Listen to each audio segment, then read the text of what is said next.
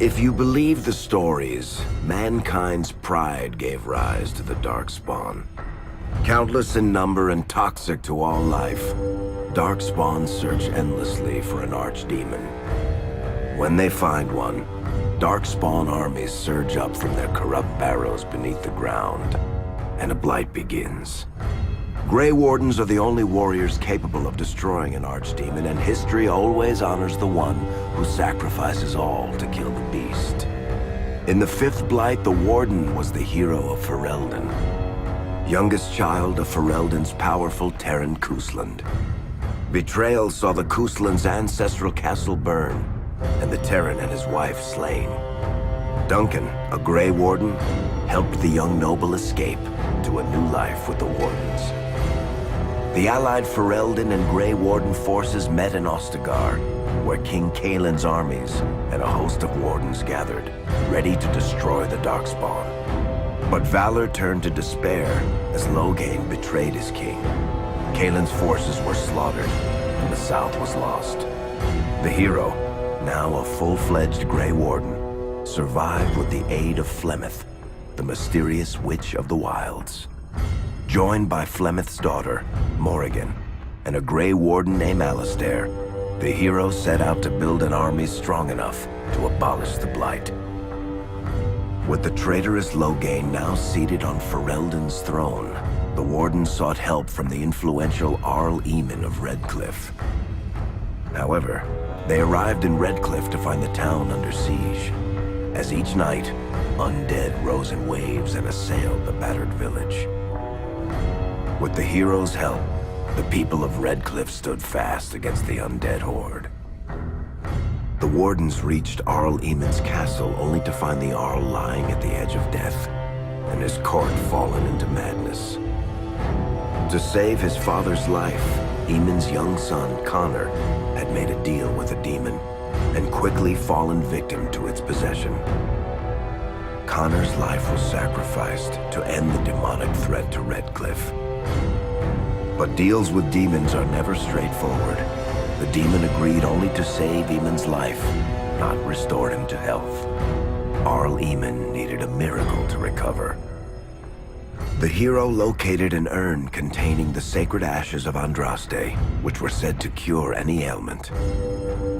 The urn was protected by ancient traps, tests of will, and a dragon-worshipping cult that wanted to twist the urn's power to its own ends.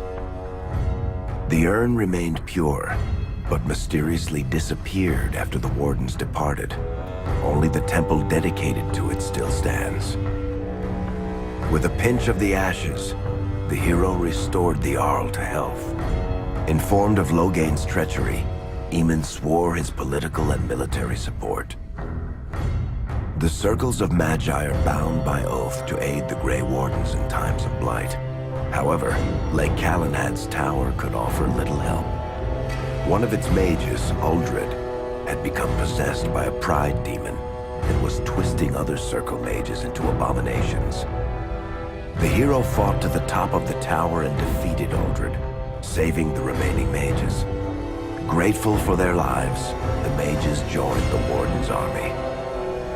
The allies gained at the Circle were not the only soldiers to join the Warden's forces, however. Dalish elves don't usually make alliances, but even deep hatred can be set aside in the face of oblivion. An ancient curse was destroying Ferelden's largest Dalish clans, turning the elves into werewolves. Zathrian, the clan's keeper, claimed that the cure required the heart of the great wolf, Witherfang.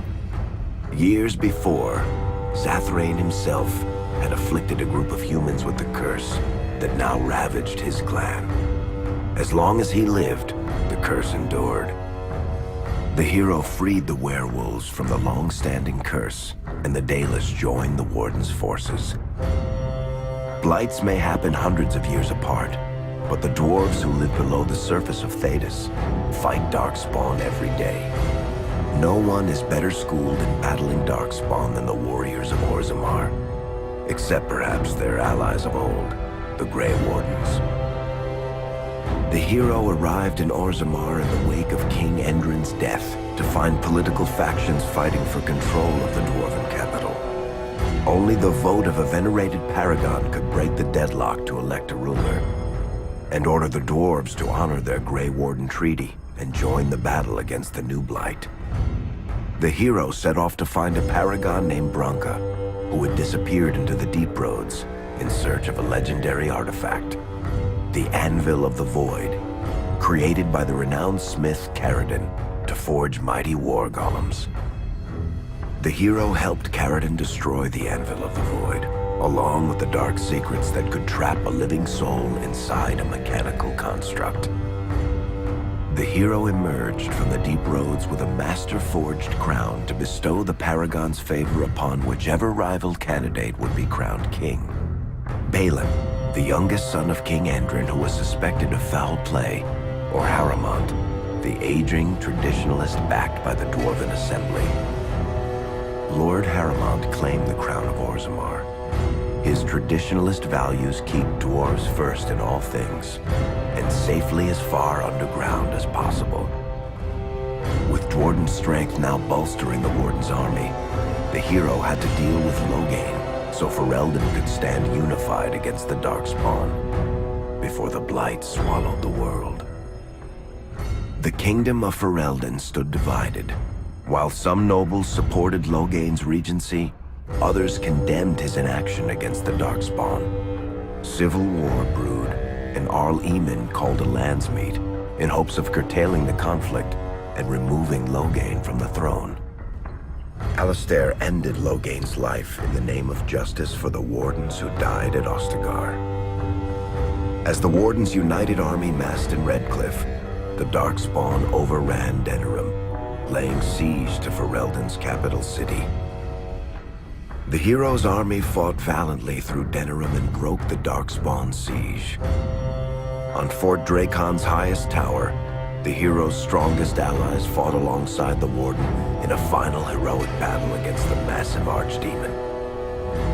The Archdemon was killed without the sacrifice of a Grey Warden's life. With no Archdemon to lead them, the Darkspawn scattered.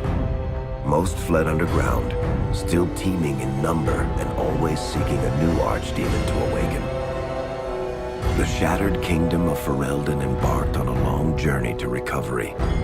In the Blight's aftermath, strong leadership was crucial.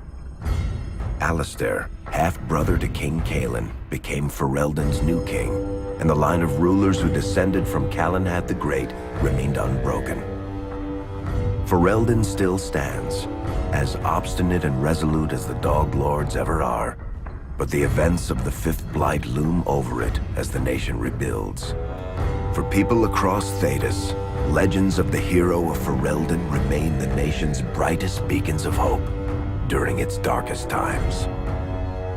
It all began in Kirkwall, the fall of Knight Commander Meredith, the Kunari Uprising, and of course, the Chantry's destruction and the onset of Mage Rebellion. One person always stood amidst the swirling chaos: Hawk, the champion of Kirkwall. The Hawk family fled Lothering, refugees from the Blight. Leandra, mother of the champion, and siblings Bethany and Carver hoped to find refuge at her family's estate in Kirkwall, far to the north. While Hawk had no magical abilities, the champion was at the heart of events that ultimately led to the Mage Rebellion. The Hawks escaped the Blight with the help of Aveline Valen, a warrior and family friend. It's said that the family was also aided by Flemeth, the notorious Witch of the Wilds. Hawk's brother, Carver, never reached the Free Marches. He was killed by Darkspawn while protecting his family. The family's first years in Kirkwall were difficult. Leandra's brother Gamlin had lost the family fortune. The Hawks lived in poverty, forced to indenture themselves in return for entrance to the city. To pay off the debt, Hawk was forced to work for a gang of smugglers. All the while, Hawk and Bethany did their best to hide Bethany's magic from the Templars. Opportunity eventually struck in the form of a dwarf named Bartran Tethras, who was planning an expedition to the deep roads. It was a long shot, but with gold gained from the expedition, Hawk could free the family from its criminal creditors and further Templar scrutiny. Hawk met a rogue Grey Warden named Anders, who possessed detailed maps of the deep roads. These maps were crucial to the expedition's success. Once Hawk obtained them, everything else fell quickly into place. Afraid to lose another sibling, Hawk insisted that Bethany stay in Kirkwall rather than accompany the expedition. Hawk did find ancient dwarven treasure, but the group also stumbled upon a statuette formed from a strange red lyrium. Upon returning to the surface, Hawk found Templars taking Bethany away. Her magic had been discovered. She joined a mage circle soon after. The gold Hawk recovered from the deep roads brought back Leandra's stately childhood home in Hightown. The Hawks had barely settled into their new home when Leandra was murdered. A deeply sinister and twisted killing. Hawk hunted down Quentin, the blood mage responsible, but could not prevent Leandra's death. Leandra's tragic death was part of a critical problem facing Kirkwall. Rising tension between the city's mages, who felt increasingly oppressed, and Templars, who grew increasingly suspicious of their activities. Adding to the strain, a large contingent of Kunari had also established themselves in Kirkwall, much to the growing discomfort of the city's rulers. After their dreadnought was shipwrecked many years before, a group of stranded Kunari were allowed to remain in a cordoned-off area in Lowtown. As time passed, the Kunari made no effort to return home and offered no explanation about why they remained. Tensions rose to a breaking point. Revered Mother Patrice, convinced the Kunari were a threat to the Chantry's faith, incited violence between the Kunari and the Kirkwall populace.